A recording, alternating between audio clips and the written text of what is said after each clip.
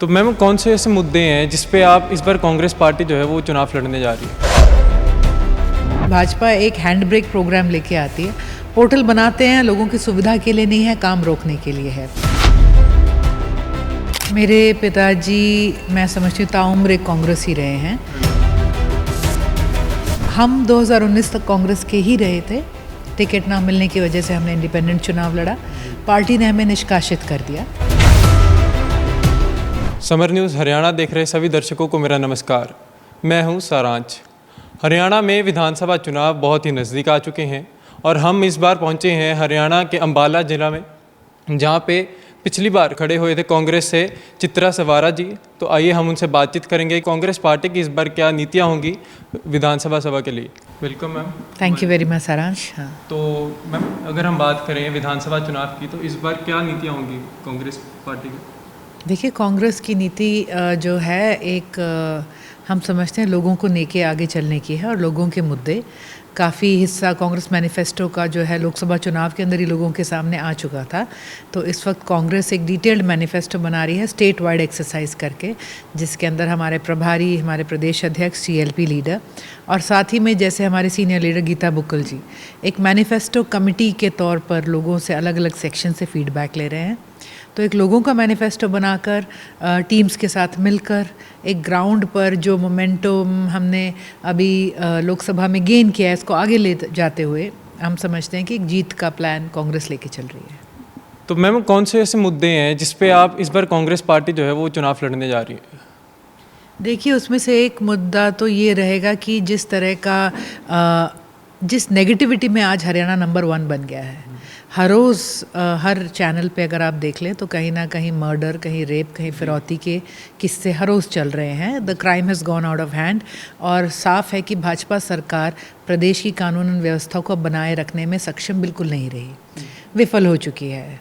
बड़ा मुद्दा उसके ऊपर से महिला सुरक्षा कभी इसी में जुड़ जाता है। एक और बहुत बड़ा मुद्दा है वो है रोज़गार का। Haryana has the highest number of unemployed youth. अब हम बॉयज़ भी नहीं कह सकते क्योंकि लड़कियों को भी उतना ही अपॉर्चुनिटी चाहिए। तो हरियाणा देश का सबसे बेरोज़गार प्रदेश पिछले कई सालों से आ रहा है, बनता आ रहा है। तो इसको बदलने के लिए चलेंगे। हमारे यहाँ पे किसान आंदोलन हमने देखा है। अगर आप कर्मचारी वर्ग में देखेंगे तो शायद ही कोई ऐसा वर्ग बचा होगा कर्मचारियों का, टीचर से लेके कंप्यूटर ऑपरेटर से लेके डॉक्टर्स तक, जिन्होंने कभी किसी पॉइंट पे सरकार के खिलाफ आंदोलन ना करा हो। आशा वर्कर्स हैं, आंगनवाड़ी वर्कर्स हैं। अगर आप देखें इंडस्ट्रियलिस्ट तो वो परेशान हैं, चाहे वो कानूनन व्यवस्था को लेकर है या फिर यहाँ की गिरती हुई फैसिलिटीज़ को, जैसे इंडस्ट्रीज़ को प्रॉपर इलेक्ट्रिसिटी नहीं मिल रही। तो कहने का सार ये है कि हर वर्ग आज इस भाजपा सरकार से परेशान है और सभी मिलकर जो है इससे बदलने की जो मुहिम है उसका हिस्सा बनेंगे। तो मैम इसका कोई कांग्रेस पार्टी सॉल्यूशन निकाल के आगे काम करेगी, है ना? तो वो सॉल्यूशन हमें बताया जाए कि कौन से ऐसे सॉल्यूशन है जिस पे ये काम किया जाएगा? एग्रीकल्चर हो, इंडस्ट्री हो, एम्प्लॉयमेंट हो, सेफ्टी हो, लोगों के रोज़गार पक्के करने हों।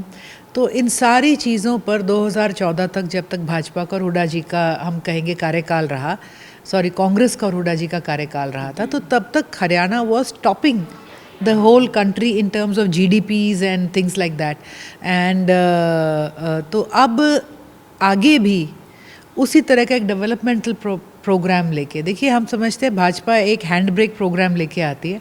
पोर्टल बनाते हैं, लोगों की सुविधा के लिए नहीं है, काम रोकने के लिए है। एंट्रेंस एग्जाम्स में कहते हैं खर्ची नहीं, पर्ची नहीं, बट पेपर लीक करवा कर कोई नौकरी तक आने की नौबत ही नहीं देते कि किसी की नौकरी लगे। तो इन सब चीज़ों को हटाते हुए एंड जो हमारा डिटेल्ड मैनिफेस्टो है वो तो समय के साथ आएगा, बट इन चौमुखी विकास, चौतरफा जो है चारों दिशाओं पर इन चीज़ों पर काम रहेगा कि लोगों की रोज़गार बढ़े, आमदन बढ़े, सिक्योरिटी बढ़े और प्रोग्रेस बढ़े। ठीक है। तो मैम एक तो आप पे बात आ जाती है कि हाँ आपके साथ आपके पिताजी भी थे, वो भी 3 बार जो है वो MLA बन चुके थे। हाँ 4 बार, सॉरी। तो मैम उनका कोई सपोर्ट रहा आपको कि आगे आपको पुश करने के लिए? देखिए मैं पॉलिटिक्स में आई तो उसमें मेरे पिताजी की राजनीति में उपस्थिति थी और उनका ग्राउंड वर्क और उनके साथी जो थे मेरे को एक बहुत बड़ी मदद के रूप में मिले।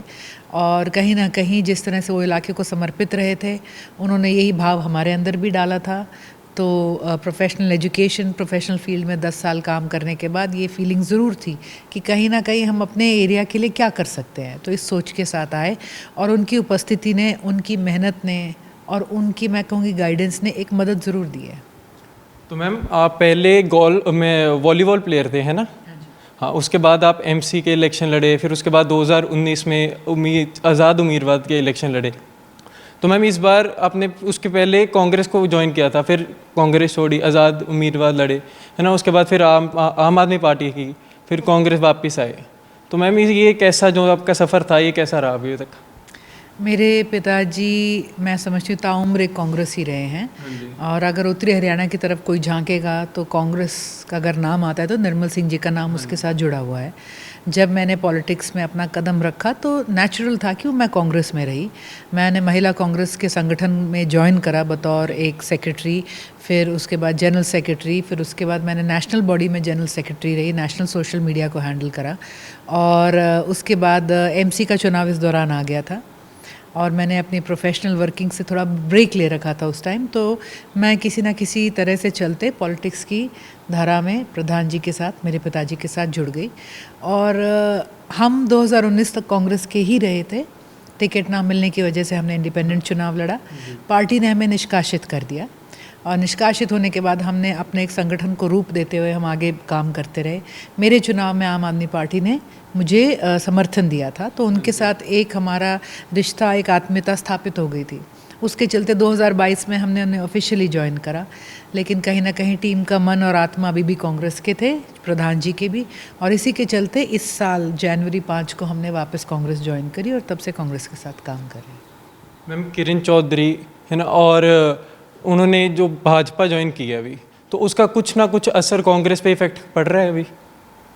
देखिए, हर लीडर के आने से, हर लीडर के जाने से कुछ ना कुछ असर ज़रूर पड़ता है, लेकिन आज की तारीख में हम यही कहेंगे कि कांग्रेस का जो परिवार है, लोकसभा की जीत के बाद हर कार्यकर्ता अपने आप को बहुत कॉन्फिडेंट और स्ट्रांग महसूस कर रहा है। और हमारे प्रदेश के अंदर हमारे प्रभारी हैं दीपक बाबरिया जी, प्रदेश के अध्यक्ष उदय भान जी और सीएलपी लीडर भूपेंद्र हुड्डा जी, इनकी मैं समझूंगी गाइडेंस और लीडरशिप के नीचे जो जीत हमने अभी गेन करी है, तो उसके चलते हम समझेंगे कि जो भी उतार चढ़ाव आएंगे उसके बावजूद कांग्रेस जो है जीत के पाथ पर अडिग रहेगी।